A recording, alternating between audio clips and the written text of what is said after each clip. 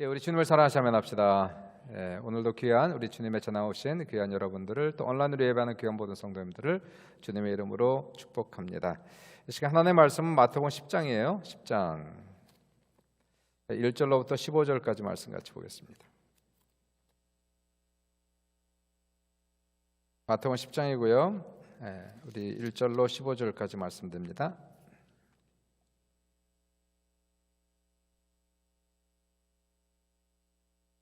예, 전도의 사명이라는 제목으로 같이 은혜를 나눕니다. 같이 한번 합독하겠습니다. 시작. 예수께서 그의 12 제자를 부르사 더러운 귀신을 쫓아내며 모든 병과 모든 약한 것을 고치는 권능을 주시니라. 12 사도의 이름은 이러하니 베드로라 하는 시몬을 비롯하여 그의 형제 안드레와 세베대의 아들 야고보와 그의 형제 요한, 빌립과 바돌로메, 도마와 세리마테, 알포의 아들 야고보와 다데오, 가나안인 시몬 및 가롯 유다 곧 예수를 판자라. 예수께서 12를 보내시며 명하여 이르시되 이방인의 길로도 가지 말고 사마리아인의 고을에도 들어가지 말고 오히려 이스라엘 집에 잃어버린 양에게로 가라. 가면서 전파해 말하되 천국이 가까이 왔다 하고 병든 자를 고치며 죽은 자를 살리며 나병 환자를 깨끗하게 하며 귀신을 쫓아내되 너희가 거저 받았으니 거저 주라. 너희 전대에 금이나 은이나 동을 가지지 말고 여행을 위하여 배낭이나 두벌 옷이나 신이나 지팡이를 가지지 말라. 이는 일꾼이 자기의 먹을 것 받는 것이 마땅함이라. 어떤 성이나 마을에 들어가든지 그 중에 합당한 자를 찾아내어 너희가 떠나기까지 거기서 머물라. 또 그 집에 들어가면서 평안하기를 빌라. 그 집이 이에 합당하면 너희 빈 평안이 거기 말 것이요 만일 합당하지 아니하면 그 평안이 너희에게 돌아올 것이니라. 누구든지 너희를 영접하지도 아니하고 너희 말을 듣지도 아니하거든 그 집이나 성에서 나가 너희 발의 먼지를 떨어버리라. 내가 진실로 너희에게 이르노니 심판날에 소돔과 고모라 땅이 그 성보다 견디기 쉬우니라. 10장에서는 예수님께서 12 사도들을 이제 전도 사역을 위해서 둘씩 보내시는 그런 장면이죠. 예수님께서 이미 4장에서 제자들을 부르시고 그들을 선택하시고 그들을 훈련시키시고 이제는 보내시는데 그 보내시는 사역은 전도 사역이었어요. 전도 사역을 위해서 보내시고요.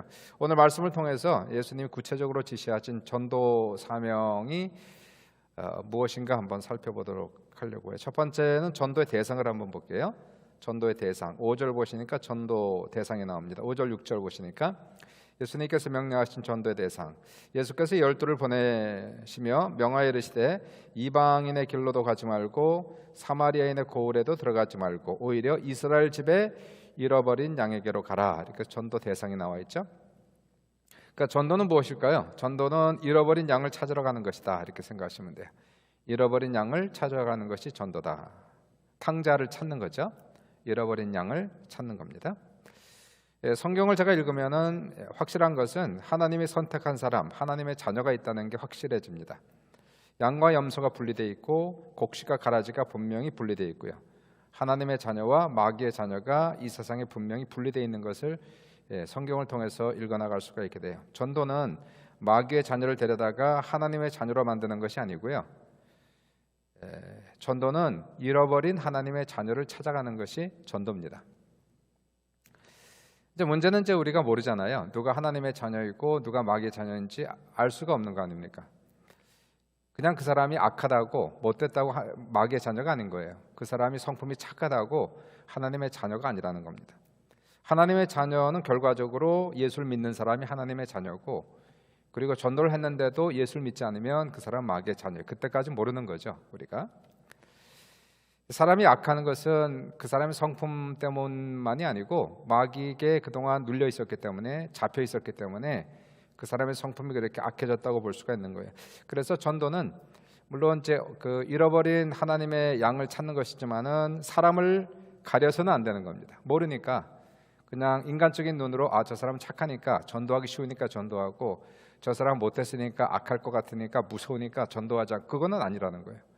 전도는 사람을 가리지 않고 하는 겁니다. 하나님의 어린 양을 찾아가는 것이기 때문에 그런 거예요. 하나님의 사람은, 그래서 하나님의 잃어버린 양은 아까도 말씀드렸지만 언젠가 그 복음을 듣고 회개하는 사람, 그리고 주님께 돌아오는 사람은 하나님의 잃어버린 양이었구나 이렇게 알게 되는 것이고요. 아무리 전도해도 아무리 기도해 주어도 결과적으로 회개하지 않고 결과적으로 믿지 않는 사람은 이 사람은 하나님의 자녀가 아니었구나 이렇게 알 수밖에 없는 거예요. 그러니까 우리가 이제 전도라고 하는 것은 너무 어렵게 생각할 것이 아니고요, 그냥 하나님의 잃어버린 양을 찾아가는 것이다. 그게 하나님 마음이니까. 하나님의 마음은 어디가 있을까요? 잃어버리지 않은 99마리 양이 아니라 잃어버린 한 마리 양이가 있다는 거예요. 하나님의 집에서 All the small wins lead up to more time with my family. 탕자에게 하나님 마음이 가 있다는 거죠.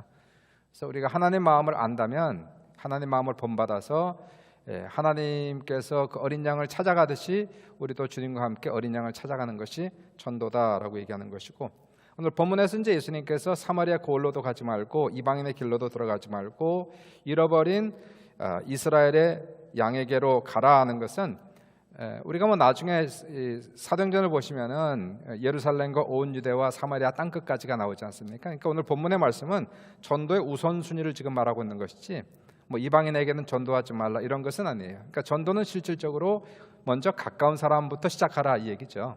예루살렘, 이스라엘, 우리 민족, 우리 동족, 우리 가족, 우리 친척, 우리 형제, 우리 자매, 우리 친구, 여기서부터 우리의 전도가 시작돼야 된다라고 얘기하는 것이에요.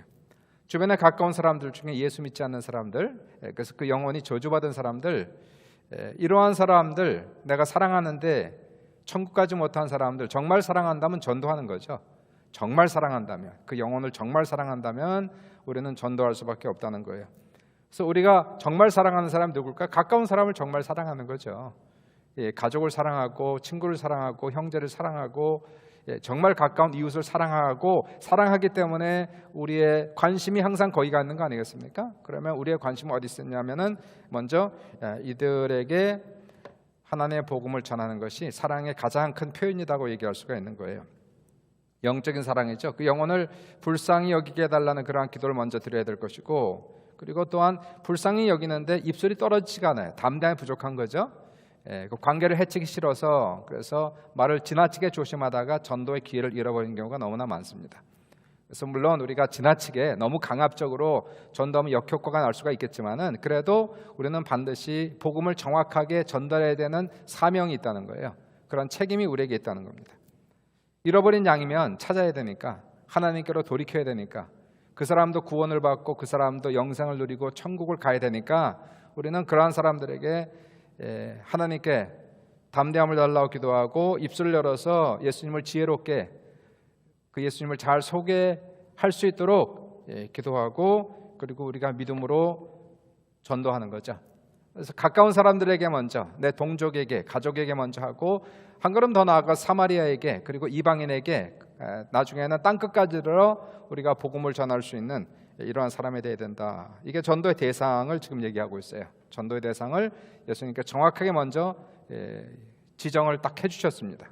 누구에게로 가라, 이렇게 전도의 대상자를 주님이 지정해 주셨고요. 두 번째 전도 메시지가 무엇인가 볼까요? 전도할 때 뭐를 얘기하는 겁니까? 7절을 보시니까 가면서 전파하여 말하되 천국이 가까이 왔다 이렇게 얘기하래요. 천국이 가까이 왔다. 그럼 전도라는 것은 결국 천국 복음을 전하는 거죠. 천국 복음이 전도의 메시지가 되어야 된다는 것입니다. 천국 복음이라는 것은 천국이 예수 그리스도와 함께 가까이 왔고 이미 임했다는 것을 얘기하는 거예요. 천국이 예수님과 함께 가까이 왔다. 내 삶 속에 정말 가까이 왔다. 마음만 열고 그분만 영접하면 천국이 내 속에 들어간다는 거예요. 지옥 같은 인생이 천국이 된다는 거예요. 삶이 풍요로워진다는 겁니다. 삶이 부유로워진다는 거예요. 삶이 좋아진다. 천국이 많으니까, 내가 천국을 살아가는 것이니까. 누구든지 예수를 왕으로 섬기는 자는, 그래서 예수님께서 그 가정에 들어와서 가정을 다스리면 가정이 천국이 되고, 마음에 들어와서 마음을 다스리시면은 내 마음이 천국이 되고, 이것이 천국 복음을 지금 얘기하고 있는 거 아닙니까? 우리나라 기독교 초창기 시절에 그 유명한 이성복 목사님 있지 않습니까? 6.25 동란 때에 목포에서 부흥회를 인도하다가 공산당에 잡혔는데, 끌려가서 이제 심한 고문을 받고 조롱을 당했는데, 어느 날 그날도 이제 고문을 당하면서 그 공산당이 무신론자니까 하나님을 믿지 않고 천국과 지옥을 믿지 않는 그런 무신론자 공산당이 이성복 목사님께 냉소적인 표정을 들이면서 이 목사야 천국이 정말 있으면 보여봐 도전을 했어요. 이 목사님께서 발길에 차이면서도 고문을 당하면서 보여드릴 수 있습니다. 죽어서 가는 천당 말고 지금 당장 보여주란 말이야. 또 발길로 걷어찬 지금 당장 보여드릴 수 있습니다. 말로만 보여주지 말고 정말 보여봐. 또 발길로 걷어탔는데 이성복 목사님 한 얘기가 뭐라고 얘기했냐면은 천국 본점이야. 천국 본점은 내 소관이 아닌데 천국 지점은 보여드릴 수 있습니다. 천국 지점이 바로 제 마음입니다. 제 마음. 제 마음에 천국이 있습니다. 이러한 모진 고문을 당해도 모진 조롱을 당해도 당신이 밉지 않는 내 마음이 천국입니다. 그렇게 얘기했다는 거예요. 그러니까 우리가 전하는 천국은 천국 복음이라는 것은 물론 미래적 천국이 있죠. 우리가 죽어서 가는 천국이 있기 때문에 우리는 죽음도 두려워하지 않는 거예요. 죽음이야 그냥 자고 일어나면 천국이니까 그러한 죽음이 두렵지 않은 믿음을 살아가는 것 천국 소망이 있는 것이고 더 나아가서 천국 복음이라는 것은 당연히 현재적 천국 죽어서 가는 천국뿐만이 아니라 예수를 믿는 그 순간부터 시작하는 천국의 삶을 얘기한다는 거예요. 천국이라는 것은 예수를 믿으면서 그날부터 시작하는 겁니다. 영생이라고 하는 것은 죽어서 영생하는 것이 아니라 믿는 그 순간부터 영생은 시작되는 것이고 영생이라고 하는 것은 그냥 영원히 사는 것을 얘기하는 것이 아니고 바로 하나님께서 허락하시는 천국과 같은 그러한 삶 그것을 영생이다 라고 얘기하면서 삶의 퀄리티를 얘기하는 거예요. 질을 얘기하는 겁니다. 삶의 그 거리를 얘기하는 것이 아니고 이러한 천국 복음이 이미 임했다는 거예요. 예수와 함께 천국이 도래했다는 겁니다. 그러므로 예수를 왕으로 모시고 그리고 예수님이 우리의 마음을 다스릴 때에 우리 안에 있는 지옥이 떠나가고 우리 안에 천국이 만다는 거죠. 우리 안에 있는 마귀가 떠나가고 예수님께서 우리의 삶을 다스리면서 우리의 마음속에 하나님께서 우리의 마음을 통치하시니까 가정을 통치하시니까 성령 안에서 사랑과 희락과 화평을 체험하는 내 마음이 천국이다라고 얘기하는 거예요. 그래서 우리가 찬송가에도 438장인가에 내 영혼이 은총 입어 중환자진 벗고 보니 슬픔 많은 이 세상도 천국으로 화하도다. 높은 산이 거친 들이 초막이나 궁궐이나 내 주 예수 모신 곳이 그 어디나 하늘나라. 그러니까 천국이 환경이 아니라는 거예요. 환경이 아무리 좋아도 지옥 같은 그런 사람이 있어요. 마음 상태가. 환경이 좀 힘들어도 마음이 천국인 사람이 있다는 거예요. 천국 복음. 천국이 가까이 왔다. 회개하라. 천국이 너에게 가까이 왔느니라. 예수를 영접하라. 천국이 당신의 삶 속에 임할 것이고 주님이 들어오시면 당신은 천국의 삶으로 변합니다라고 그들에게 얘기하는 거예요. 왜냐하면 수많은 사람들이 지금 너무나 힘들게 살아가요. 환경을 얘기하는 것이 아니라 마음 상태가 너무 공고하단 말이에요. 뭐 하나 물에 빠진 사람이 지푸라기라도 잡아야 되는 그러한 상태에 있는 사람들이 한두 명이 아니에요. 소망이 없어요. 생명이 없어요. 뭔가 기쁨이 없어요. 자, 이러한 사람들에게 진정한 소망을 주고 진정한 기쁨과 진정한 생명을 줄 수 있는 것이 예수인데 예수만 믿으면 되는데 예수가 그 안에 들어오시면 되는데 그 예수를 전하고 바로 하나님의 이른 양들은 그 복음을 듣는다는 거예요. 그리고 그 복음을 받아들이고 그리고 그 영혼을 마귀의 손에서 찾아내어 하나님께로 돌이킬 수가 있다는 겁니다. 세 번째 한번 볼게요. 세 번째는 8절에서 복음 전도와 능력을 보는데요. 8절에 병든 자를 고치며 죽은 자를 살리며 나병 환자를 깨끗하게 하며 귀신을 쫓아내되 너희가 거저받았으니 거저주라. 이렇게 8절에서 예수님께서 복음 전도와 능력을 같이 병합해서 같이 얘기를 하고 있어요. 그러니까 복음 전도와 병 고침은 밀접한 관계가 있습니다. 예수님의 3대 사역이 가르치시고 복음 전파하시고 그렇죠? 전도하신 거예요. 복음 전파하시고 모든 병든 것과 약한 것을 고치시니라 라고 얘기하면서 예수님의 사역에서 뺄 수 없는 것은 무엇이냐면 전도 사역과 함께 병을 고치고 귀신을 쫓아내는 사역. 왜 그렇습니까? 천국이라고 하는 것은 그 삶의 질을 얘기하는데요. 결국 귀신을 쫓아내야 삶이 호전될 거 아니에요. 그래야 그 사람이 천국을 체험할 거 아닙니까?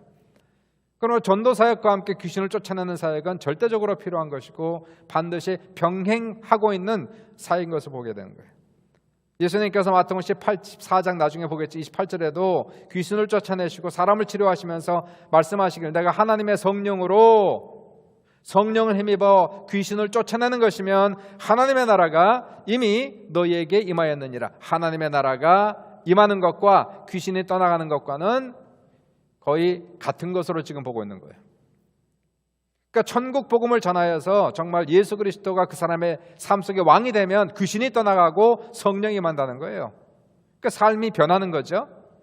이 세상이 어떠한 것으로도 변화되지 않는 그 사람이 하나님의 능력으로 변화가 되는 거예요. 심령이 변화가 되는 거예요. 지옥 같은 삶이 천국으로 화하는 거예요. 그러니까 귀신이 쫓겨나고 삶이 더욱 윤택해지는 것, 이게 이제 하나님의 능력이 같이 가고 있는 거죠. 전도하면 성령이 역사하시고 성령이 역사하시면 귀신이 떠나가고 그 사람 속에 놀라운 변화와 기적을 가져온다는 거예요. 그러니까 이러한 기적들은 전도 사역과 항상 함께 나타나게 되어 있어요. 전도를 해야 능력이 나타나는 겁니다. 전도하는데 능력이 왜 필요합니까? 전도하는데 왜 필요하겠어요? 내가 어디 가서 공사를 안 하는데 도구가 왜 필요하냔 말이에요. 이러한 기적과 능력은 하나님의 사역을 하는 도구에 불과한 것이거든요. 그 자체가 하나님이 아니고 도구란 말이에요. 그럼 무슨 일을 할 때에 도구가 필요하지. 아니 집에 가만히 있는데 왜 공구가 필요합니까? 어디에 가서 일을 해야지 공구가 필요할 거 아니에요. 그럼 우리가 하나님의 사역을 할 때에 하나님께서 우리에게 주시는 것들이 바로 이와 같은 능력, 은사들이 우리에게 찾아온다는 거예요. 물론 사도들에게는 현재 있는 우리보다도 어떠한 누구보다도 더 많은 특별한 능력이 나타난 것은 확실해요. 고린도후서 12장 12절을 보시니까 사도의 표가 된 것, 이 사람이 정말 예수님이 부르신 사도이다라고 표정된 것은 사도 바울이 이렇게 내가 너희 가운데서 모든 참음과 표적과 기사와 능력을 행한 것이라 라고 얘기하면서 사도가 된 표징 중에 하나가 무엇이냐면은 기적과 이적과 능력이었다는 거예요. 그러므로 12사도는 현재는 어떠한 인간들보다도 더 많은 능력을, 더 특별한 능력을 행했던 것은 확실합니다. 마찬가지 예수님처럼 예수님 같은 능력을 베푼 사람이 있나요?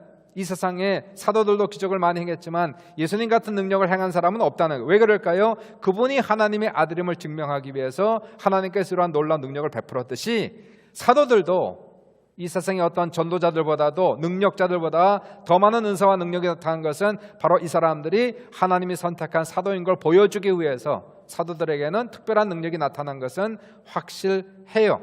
그러나 어떤 사람들이 주장하는 것들처럼, 어떤 신학자들이 얘기하는 것들처럼 현재는 기적과 이적이 나타나지 않는다라고 얘기하는 것은 잘못된 거라는 거예요. 기적과 이적은 여전히 사라지지 않고 지금도 있다는 거예요. 전도 사역을 하는 사람들에게 주어지는 것이 바로 능력이 나타나는 겁니다.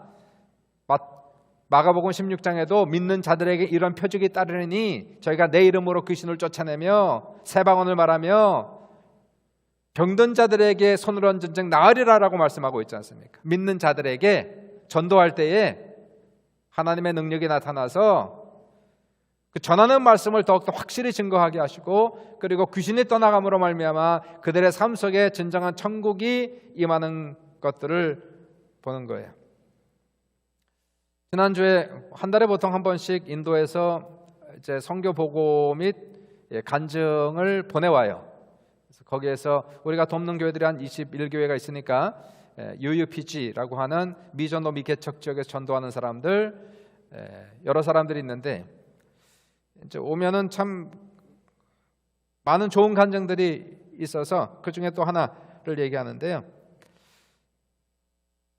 프라산나 아주 자매인데 안드라프라데시에서 사역하는 제가 처음 벌써 만난 지가 10년 전인데요. 지금까지 계속 사역을 해오고 있는 프라산나 자매.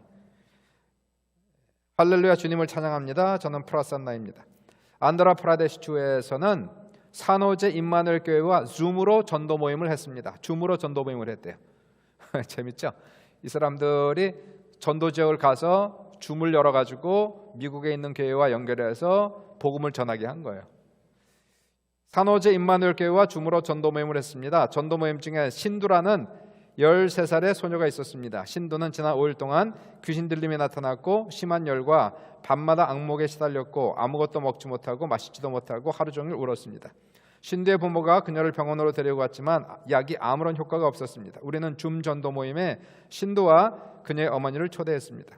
우리가 줌을 통하여 산호제 임마누엘교회 팀원들과 함께 기도했는데 기도 중에 신도는 갑자기 울기 시작하면서 소리를 지르고 쓰러졌습니다. 두 손으로 귀를 막고 예수님의 이름을 듣지 않으려고 했습니다. 신도는 많은 귀신이 들려 있었습니다. 그러나 예수님께 불가능은 없습니다. 줌을 통해서 교회 팀원들은 기도했고 저는 신도를 향해 예수님의 이름을 선포하며 기도를 했습니다. 성령님께서 신도를 만지셨습니다. 귀신이 신도의 몸에서 떠나갔고 신도는 더 이상 울지 않고 물도 마시고 음식도 먹기 시작했습니다. 그녀의 어머니는 신도를 예수님께 헌신하도록 했고 또한 자신의 가족이 예수님을 섬기겠다고 말했습니다. 이 기적을 통해 몇몇 가정이 기도를 청했습니다. 우리는 다시 이들에게 예수님을 전했고 기도해 주었습니다. 오늘 이곳에 가정교회가 세워졌습니다. 우리는 계속 기도합니다. 그리고 예수님을 찬양합니다. 모든 영광을 하나님께 올려드립니다. 왜냐하면 이 세상에 수많은 사람이 귀신에 눌려 있어요. 우리는 예수를 믿으니까 거기로부터 많이 우리는 자유로워졌거든요. 이러한 세상의 저주, 귀신의 역사로부터 물론 영향을 받지만은 그러나 많이 자유로워졌단 말이에요. 그러나 세상은 여전히 귀신의 세력에 의해서 잡혀있고 눌려있는 이러한 곳에 가서 복음을 전할 때에 그때에 드러나는 겁니다. 죄악이 드러나고 귀신이 드러나고 그럴 때에 예수 이름을 선포하고 그리고 그들에게 복음을 전도하며 그리고 귀신을 쫓아내며 사람들의 삶을 윤택하게 하는 것, 이게 전도와 함께 나타나는 능력이라는 거예요. 전도와 함께 나타나는 능력을 예수님께서 오늘도 이 시간에도 주시고 있다는 것을 볼 수가 있게 됩니다. 네 번째는 전도 사역과 재정, 필요한 재정을 한번 볼게요. 필요한 재정. 사역을 하다 보면 재정이 항상 필요하거든요. 우리가 사역이 아니라 그냥 살다 보면 돈이 필요하고 재정이 필요하고요. 사역도 교회도 돈이 필요하고 재정이 필요하고 전도도 선교도 돈이 필요하고 재정이 필요해요. 때로는 근데 그 재정이 필요한데 그 재정이 우리에게 문제가 될 수가 있어요. 시험이 될 수가 있단 말이에요. 그 재정이 우리에게 거침돌이 될 수가 있다는 거예요. 예수님께서 이 부분을 정확하게 얘기를 해주십니다. 우리가 8절도 얘기를 하고 있지만은 8절에서 너희가 사역하다가 아무것도 구하지 말라 이렇게 얘기하고 있죠. 돈이나 이런 것을 구하지 말라는 거예요. 그리고 9절과 10절을 보시니까 너희 전대에 금이나 은이나 동을 가지지 말고 여행을 위하여 배낭이나 두벌 옷이나 신이나 지팡이를 가지지 말라. 이는 일꾼이 자기의 먹을 것 받는 것이 마땅함이라 이렇게 얘기하고 있습니다. 아무것도 가지지가 말래요. 금이나 은이나 동을 가지지 말고 여행을 위하여 배낭이나 두벌옷이나 신이나 지팡이를 가지고 가지 말라. 그럼 이게 무슨 뜻입니까? 아니 돈이 없어서 가지고 가란 말이 아니지 않습니까? 있어도 가지고 가지 말라는 얘기예요. 뭘 의미하고 있을까요? 하나님을 전폭적으로 의지하는 것을 배우라고 지금 얘기하는 거예요. 하나님을 특별히 재정 문제에 있어서만큼 하나님을 전폭적으로 의지하는 것을 배워라. 이것을 예수님께 지금 이 사역은 아직 예수님이 함께 있는 시간이에요. 주님이 떠나지 않고 주님이 함께 있는 이 시간은 지금 이 사역은 예수님께서 제자를 보내시면서 어쩌면 인턴십입니다. 인턴십. 훈련을 지금 하고 있는 거예요. 사역자에게 필요한 하나님을 하는데 필요한 가장 필요한 것이 무엇이냐면 재정 부분에 있어서의 이 시험을 이겨야 된다는 거예요. 하나님을 하면 반드시 하나님이 재정을 책임져 주신다라고 하는 확신을 가지고 살아야 된다는 겁니다. 하나님의 사람은 사역자뿐만이 아니고 모든 성도들이 신앙생활하고 특별히 사역을 하게 되면 필수적으로 지나가야 되는 한 가지 시험이 있다면 그것이 바로 생활과 재정이에요. 생활과 재정. 이 부분은 모든 성도들이 모든 사역자들이 살아가면서 사역하면서 다 받게 되는 반드시 지나가야 되는 절대적인 필수적인 그리고 가장 근본적인 시험이다는 것을 알아야 됩니다. 마귀는 이것을 너무나 잘 알고 있어요. 이거 얼마나 힘든지 이 부분이 얼마나 큰 시험이고 얼마나 큰 훈련인지 알고 있기 때문에 이 부분을 반드시 걸고 넘어가려고 해요. 신앙생활에서도 재정의 문제, 사역에서도 재정의 문제. 성경을 보시면 창세기 3장에서 마귀가 하와에게 무엇을 가지고 시험합니까? 먹는 것을 가지고 시험하잖아요. 먹는 것. 선악과를 가지고 시험하지 않습니까? 하와는 이 시험에 넘어갔지요. 먹는 것을 가지고 넘어갔어요. 이것을 우리가 기억해야 됩니다. 이스라엘 백성을 보세요. 이스라엘 백성이 구원을 받았죠. 출애굽하고 엄청난 기적을 체험하고 그리고 광야에 들어와서 3일을 지나간 다음에 이 사람들이 시험받은 것이 무엇이었어요? 생활의 시험을 받게 돼요. 먹는 것과 마시는 것. 먹을 것이 없어요. 배가 고파요. 목이 말라요. 처음부터 시작이 먹는 것과 마시는 것의 시험을 하나님께서 지나가게 하시는 것을 볼 수가 있게. 그 놀라운 기적을 다 체험하고도 출애굽을 하고 그리고 10가지 그러한 기적이 나타나는 것을 보고도 막상 생활에 문제가 생기니까 배고프니까 목마르니까 원망이 터져나오고 하나님을 대적하게 되고 애굽으로 돌아가고 싶다고 얘기하고 하나님께서 만나를 주시고 메추라기 떼를 주시고 반석에서 물이 나오게 하셔도 그 이후에도 여전히 이 문제가 해결이 안 돼요. 이 문제에서 끊임없이 원망합니다. 끊임없이 하나님 앞에 호소합니다.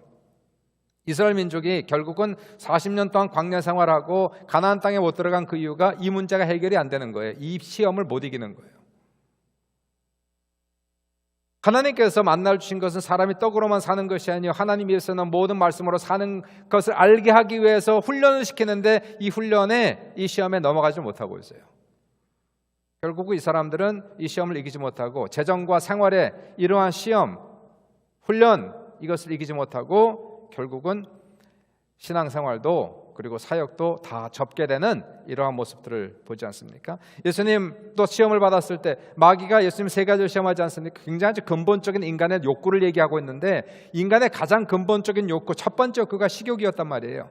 먹고 마시는 것, 이 문제. 생활의 문제를 얘기하는 겁니다.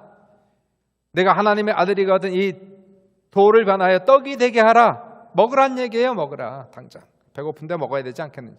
지금 당장 지금 배고플 때 먹어야지 라고 얘기하는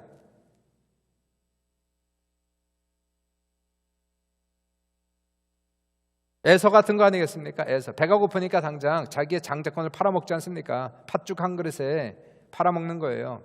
그러니까 시험을 못 이기는 사람이 너무 많은 겁니다. 재정의 문제, 돈의 문제, 먹고 사는 문제. 오늘 본문에서 하나님께서 분명히 제자들에게 가르치고 싶었던 게 뭘까요? 재정 부분을 지금 다루고 있죠. 먹고 사는 문제를 다루고 있지 않습니까? 하나님의 사역하다가 사람들이 대부분 넘어지는 것이 이 문제가 해결이 안 되니까 사역이 진행이 안 되는 거예요. 그래서 예수님께서 훈련을 시키면서 인턴십을 시키면서 아무것도 가지고 가지 말라. 한번 체험을 해보라는 얘기예요. 아무것도 가지고 가지 말고 한번 해봐라.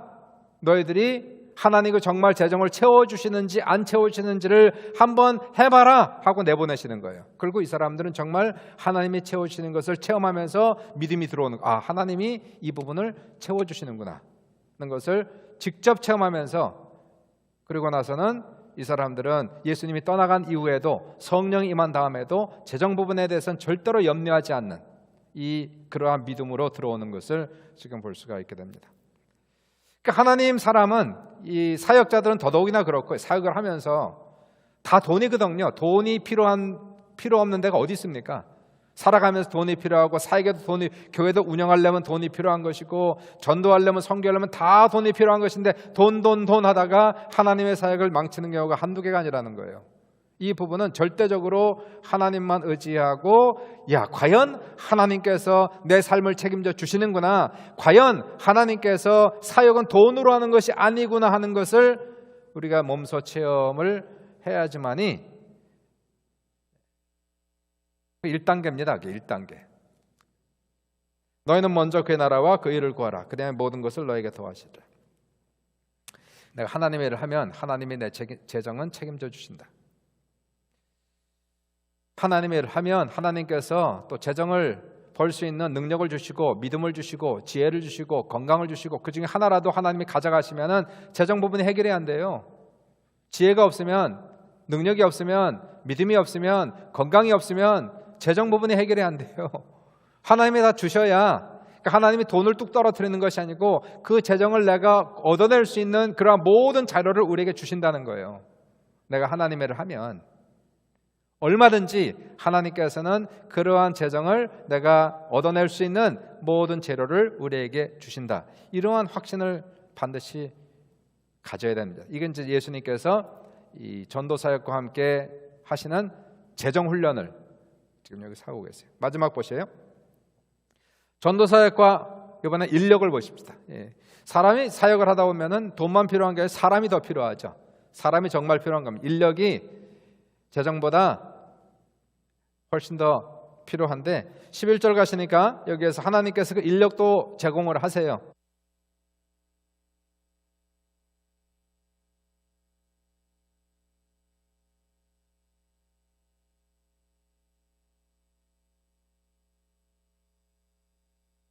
네, 11절과 12절 쭉 보겠습니다. 11절에 어떤 성이나 마을에 들어가거든 그 중에 합당한 자를 찾아내어 너희가 떠나기까지 거기서 머물라. 또 그 집에 들어가면서 평안하기를 빌라. 그 집이 이에 합당하면 너희 빈 평안이 거기 말 것이고 만일 합당하지 않으면 그 평안이 너희에게 돌아올 것이니라. 11절부터 13절에 그렇게 얘기하고 있죠.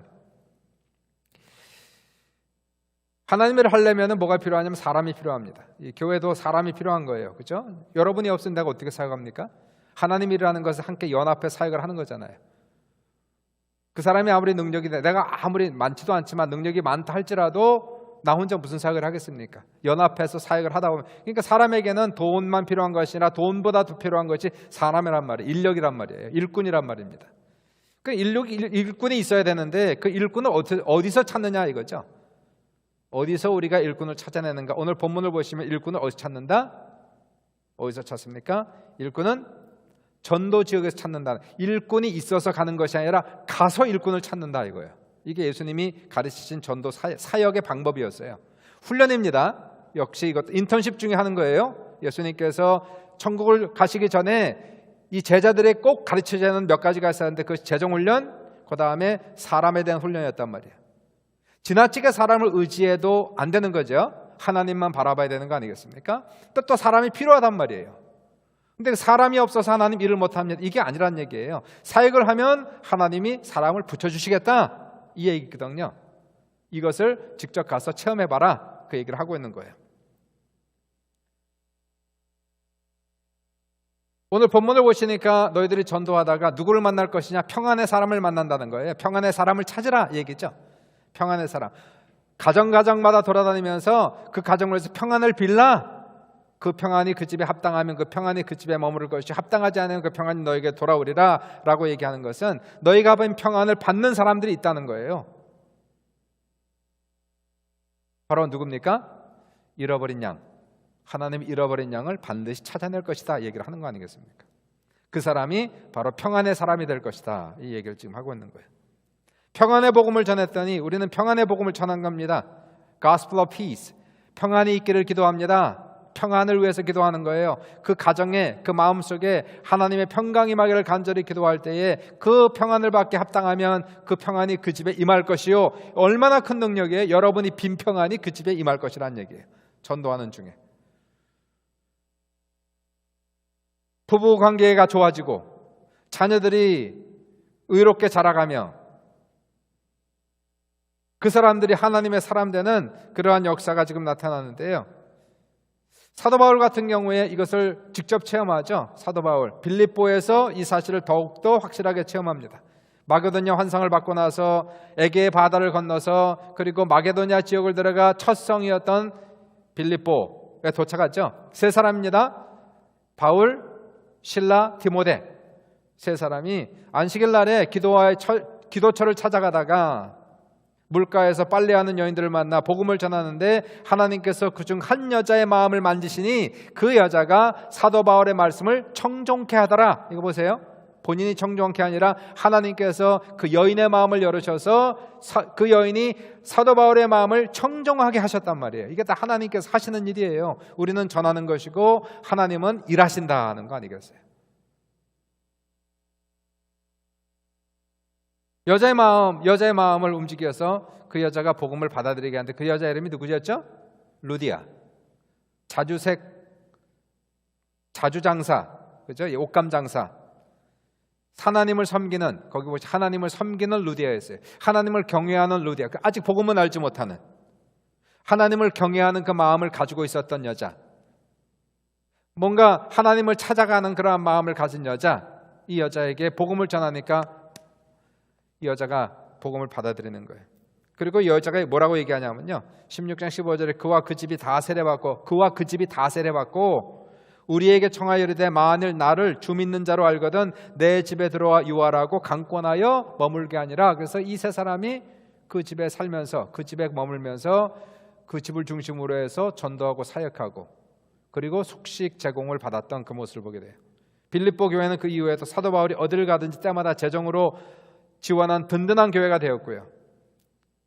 그러니까 이러한 역사가 빌립보에서 나타난 것을 체험하면서 이 사역이라고 하는 것은 사역을 내가 사람이 있어서 내가 다 준비가 됐으니까 사역한다 이런 건 없는 거예요. 항상 하다 보면 뭐가 부족해?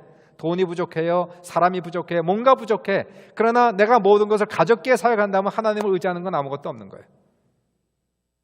그냥 하나님을 믿는 겁니다. 의지하는 겁니다. 가보는 거예요. 하나님의 뜻이니까, 하나님의 명령이니까 주님이 내 마음속에 감동을 주셨다면 믿음으로 순종하며 가다 보면 하나님께서 부족한 것을 채워주시고 재정이면 재정을, 사람이면 사람을 채워주셔서 그 사역을 완성케 하시는 분은 하나님이시다 하는 것을 보죠. 일꾼이 없어서 전도하지 못한다는 것은 그것은 믿음이 없어서 전도를 못하는 거예요. 일꾼이 없어서가 아니라 일꾼은 전도지에 있고 오히려 전도지에서 일꾼을 찾아서 전도합니다. 아까 인도에도 얘기했지만 제가 매년 인도를 가죠. 올해는 못 갔죠. 이 사람들의 전도 사역이 딱 이 말씀을 기준으로 해서 그대로 그냥 문자적으로 실행을 해요. 이 인도에서는 연말 연초가 되면은 예수 달력을 하나 만들어. 예수 한 장짜리가 된 예수 사진 딱 붙여진, 그리고 1월부터 12월까지 다 있는 예수 달력을 수백만 장을 만들어서 가정별로 돌립니다. 인도 전역에 이제 이 사역자들이 가서 가정 방문을 하는데 이 사람들은 그림을 좋아해서 예수 달력을 붙이는 것이 마치 부적 붙인다고 생각하기 때문에 좋아해요. 다 받아요. 이렇게 부적 붙인다고 생각하니까. 신이라고 생각하니까 예수도 신 중에 하나니까. 그래서 부적 붙듯이 붙여놓는단 말이에요. 그러니까 달력을 주면서 전도를 하면은 각 마을마다 꼭 한 가정은 예수를 믿는다는 거예요. 한 가정은. 신기하게도. 그럼 그것을 가정교회로 만들고 그곳을 중심으로 해서 이제 사역을 하고, 이제 미국이나 카나다에서 선교팀이 가게 되면 그 가정으로 데려가서 전도 집회를 하죠. 그러니까 우리도 가면은 뭐 장로님도 계시고 알지만은 어떤 경우는 5명 정도 모이는 때가 있었고, 장로님 1회 때 가셨죠. 처음에 10년 전에 가셨는데 9년 됐나 보다. 그렇죠? 작게는 5명 모이는 데도 있었고 많게는 50명 이상 모이는 데도 그런 데도 있었고요. 그럼 복음을 전하면 이 사람들이 다 예수를 믿게 되고, 그리고 나서 바로 물세를 주고, 그 자리에서 물세를 주고, 이렇게 물 뿌려서 물세를 주고, 그리고 그 자리에 또 헌금도 걷어요. 헌금도. 장로님 있을 때는 헌금 안 걷었는데 그 나중에 헌금을 또 걷더라고. 헌금도 또 내요. 근데 잘 내. 어디서 그냥 뭐 이상한 데서 막 헌금이 나와가지고 헌금을 또 열심히 내서 좀 이상하더라고. 처음엔 좀 불편하더라고. 막 예수 믿자마자 막 헌금 막 걷는다고 그래서 좀 너무 불편했는데, 그 선교사님이 설명을 하더라고요. 설명하기. 이분 설명은 뭐 전 잘 모르니, 거기 문화를 잘 모르니까 이 사람들이 힌두 성전에 헌금을 내는 게 너무 습관화가 돼가지고 헌금을 안 내면 예배를 드린 것 같지 않다는 느낌을 갖는다는 거예요. 이 사람들은 뭔가를 내야 돼, 뭔가 이렇게 드려야 된다는 생각. 워낙 신전을 찾아가서 신전을 갈 때마다 이 동전을 드리고 헌금을 드리는 것이 습관에 되어서 일전이라도 헌금을 드려야 신에게 예의를 갖췄다라고 느낀다는 거라, 이 사람들이. 그래서 교회에서 헌금을 하지 않으면 신전에 가서라도 헌금을 또 드린다는 얘기예요. 그래서 그런 것을 방지하기 위해서 아예 예배를 드리면 무조건 헌금을 걷는 것으로 이렇게 했다라고 얘기하는데, 저는 잘 모르니까, 근데 하여간 그분들은 전혀 거기에 부담을 갖지 않더라고요. 그래서 어디 주머니에서 여기저기에서 돈을 내는 그러한 모습을 갖게 되는데, 하여튼 재밌어요. 그대로 지금 하고 있는 겁니다. 예수님이 오신 목적은 전도하기를 위함이다 라고 얘기하고 있어요. 영혼을 구원하기 위해서. 예수님 부활하시고 주신 마지막 명령도 전도의 명령이었고, 사복음서가 마태, 마가, 누가, 요한복음이 끝날 때 전부 다 전도 사명으로 끝나고 있어요. 사도행전도 전도의 능력을 주시기 위해서 교회 성령을 부어주시는 사건을 보게 되고, 우리는 사나 죽으나 전도의 사명을 가지고 살아가야 되고, 전도하면 주님께서 능력을 주시고, 전도하면 하나님께서 재정도 책임져 주시고, 전도하면 하나님께서 사람도 붙여주신다는 것이 오늘 본문에 나오는 하나님의 전도 방식이었고요, 하나님의 훈련 방식이었다는 거예요. 이것을 체험해보라는 얘기죠. 전도하면서 하나님의 능력을 주시는 것을 체험해봐라. 전도할 때에 하나님이 재정을 책임져 주시는 걸 체험해봐라. 전도할 때에 하나님께 사람을 붙여주시는 걸 체험해봐라. 믿음은 체험을 통해서 성장하는 거거든. 말이 아니라 직접 우리가 한 번, 두 번 체험하다, 야, 하나님이 정말 역사하시는구나, 그런 것을 체험할 때에 그것이 살아있는 믿음으로 변한다는 것이. 그러므로 우리는 오늘 본문을 통해서 영혼들을 위해서 기도하고 입술을 열어서 잃어버린 양들에게로 가까이 가서 그 사람들이 누구든지 영혼을 구원할 수 있는 그러한 우리 성도들 다 될 수 있기를 주님의 이름으로 축원합니다.